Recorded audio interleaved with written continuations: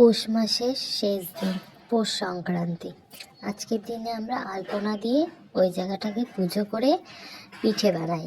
তো পিঠে বানানোর জন্য আমার মা খাচ্ছে নারকেল। নারকেল কেটে হবে পাটিসাপটা। তো এখন আমরা পাটিসাপটা বানাবো। এই যে সেই গোলাটা কিসের গোলা আমি জানি না, কিন্তু এটা কড়াইতে দিয়ে গোল গোল করে ঘুরিয়ে রুটির মতো করে নিল। এর মধ্যে এবার যাবে সেই নারকেলের পুরটা দিয়ে গোল গোল করে ঘুরিয়ে বানিয়ে নেবে পাটিসাপটা। এইভাবে অনেকগুলো পাটিসাপটা বানানোর পরে আবার একটা পাটিসাপটা বানানো হবে, যার মধ্যে পুর দেওয়া হবে মাখা সন্দেশের। বাজার থেকে কিনে আনা মাখা সন্দেশ, সেইটা দিয়েও পাটিসাপটা বানাই।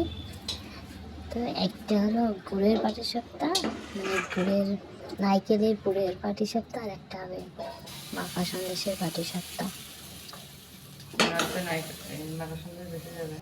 এই যে এভাবেই বানিয়ে নিয়েছে সুন্দর সুন্দর পাটিসাপটা।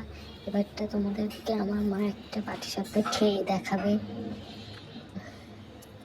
তো দেখো ভিতরে না, ওটা মুখে দিয়ে দেখাও। ফিলিংস